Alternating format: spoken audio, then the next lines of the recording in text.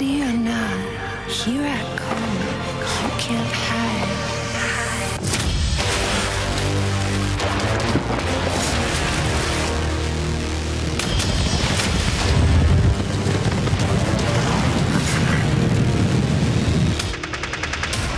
Ready or not, here I come. You can't hide. Ready or not, here I come. You can't hide.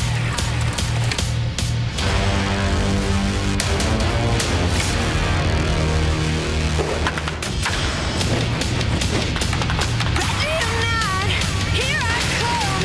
You can't hide.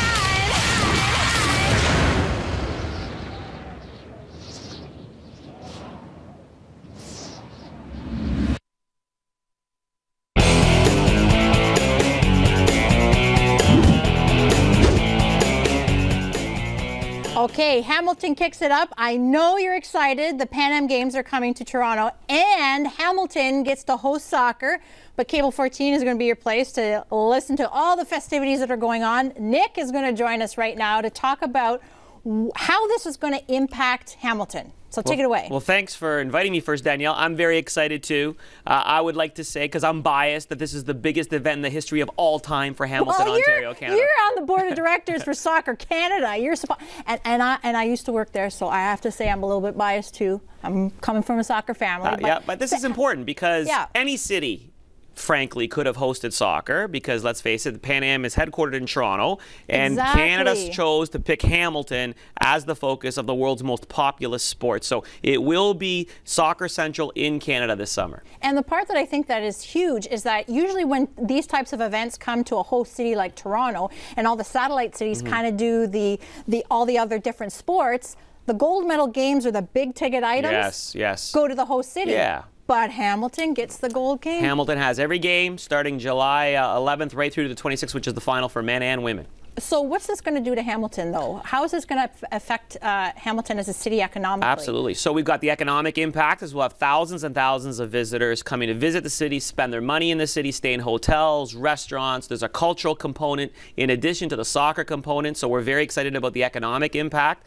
There's also a reputational impact because all these people, especially the television audience, will be looking and focusing on Hamilton, what a wonderful city that we have in terms of our hospitality and all the beautiful spaces that we have in and around Hamilton. And frankly, there's also the infrastructure benefit too, because obviously the new CIBC stadium was built for this purpose, but we also have 3 high schools in our city that benefited from brand new FIFA installed level 2 turf, which is the highest quality level you can get.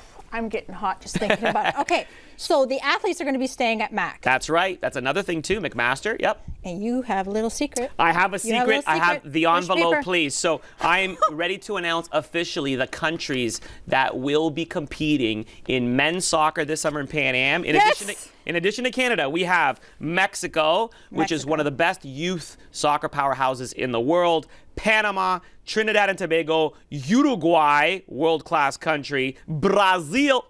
Oh, you don't have to say anything. When Brazil comes to a tournament, everybody watches. That's it, enough said. And in addition to Brazil from South America, we have Peru and Paraguay. So that's on the men's side. On the women's side, obviously, we have Canada again. Mexico is coming again on the women's side. They're a powerhouse in CONCACAF women. In addition to Mexico, we have Costa Rica, Trinidad and Tobago, and Brazil on both sides, men and women. And in addition to Brazil from South America, we have Colombia, Ecuador, and Argentina. Ladies and gentlemen, this is the pièce de résistance, the crème de la crème of football worldwide. You can tell we love soccer. Okay, so let's kind of step into the minds of these athletes. You were an athlete once yourself, an all-star athlete playing at an elite level. What's going through their minds when they're playing at this level? What does it do to an because these I would say that they're young adults because they're under 23. Right. But playing on a world stage like this, what does that do to their well, first mental let's talk. state? Yeah, let's talk about their age. You're absolutely right. On the men's side, it's an under 22 tournament, and the reason why it's under 22 is because the Olympics, which is next year, is typically under 23. So the Pan Am Games for the men is qualification to get ready for the Olympic cycle. On the women's side, these will also generally be low early 20s and late teens women, because the Women's World Cup is also going on. But the answer to your question really is that these individuals that are here for Pan Am, they want to take it to the next level, which is the pro ranks, the senior men's and the senior women's team. This is a trial for them on a world-class stage. They're still young individuals, but this is make it or break it for all of them. So it's very, very exciting because they're young and hungry. That was going to be my next question, because with the Pan Am Games being so close to the Gold Cup and the Women's World Cup, are we going to be seeing the best of the best? We're going to be seeing the best of the best as it pertains to the age group. So for 22 and under, it is the best of the best. Superstars from Brazil and Mexico will be here. But you can just imagine, even the superstars from Brazil and Mexico are some of the world-class players around the world, even at the age of 22 and 23 years old. So I'm very excited to see them live. I know. You probably wish you were playing with them, right? I wish. But those days are long gone. Now I'm on the other side of the soccer field. Oh, very nice. So when you think as an athlete training for an event like this, do you see them looking as like the next step is professional, or do you think some of these players are the Pan Am Games, if I win a gold or not, that's the end of the line? It is. Every time an athlete competes on an international stage, the whole world is watching. So for many of these athletes, they appreciate that in addition to the televised audience and the physical audience actually here in Hamilton, there's going to be lots and lots of scouts in the stadium. Right. And those scouts come from professional teams, not only in the MLS, domestically here in the US and Canada, but also in Europe. Because let's face it, many of the Latino athletes, especially in South America and Mexico, the big dream, the goose that laid the golden egg, is to land a contract in some big, big club in Europe. You can tell there's a lot of soccer excitement on the set right now. So one of the things that people, and I know even you sitting at home, you've probably watched some kind of soccer match and go fist to the sky when the ref calls a call of some kind. You're like, that should have been a header, that should have been a free kick. Can you explain, kind of give us a Cole's notes, so when we're watching the game, we're not being so critical? Well, soccer is one of those games where the referee is said not to have so much influence, even though we do see it, unfortunately, because it's lightning fast. There's 11 on one side, 11 on there's 22 individuals they got to monitor at the same time. But generally speaking, soccer is a very simple game. There is a referee in the middle who's responsible for the game, and the referee has 2 assistants on the side, and those assistants are primarily responsible for the dreaded offside call. Well, see, most people when they get upset at a call, though, they're yelling at their screen. They said, "Oh, that expletive ref," like this, and yelling at their screen. In your opinion, what makes a good ref then? A good ref is the one you never notice. That's the secret.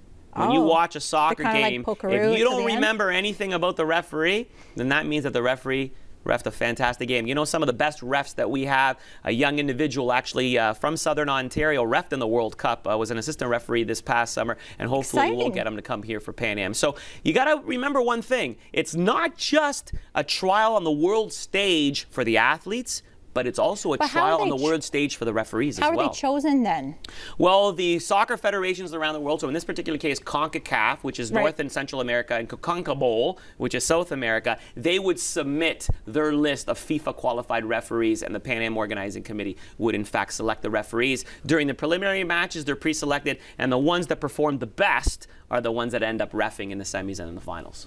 I was going to say it's kind of like when you're like jury duty, and both lawyers are picking you know, people that okay, I can see that, but at the end of the day, though, when players are playing on the field and they're you said though that refs aren't supposed to be noticed, but they are. So how do you? I'm a little. Not that I don't believe you that a good ref is not noticed, but don't you think consistency should be a part of that? Well, consistency is going to be a part of it, but we have an issue too here with passion. Especially from all the countries that I just mentioned. You could just imagine 1,000 of their fans, it's going to be thousands of their fans, and when they're screaming and hollering in the stadium, it creates such a wonderful vibe. I can assure Hamiltonians they will have never experienced such a vibe when it comes to, you know, the so-called European football fans. These people are going to be singing in the streets, they're going to be banging drums, they're going to be flying flags, they're going to be starting to celebrate earlier in the day with the cultural things, so the referee is going to notice all of that commotion. Well, bring it in, Nick. All right, found it. That's Thank you for your time today, and we'll be back right after the break.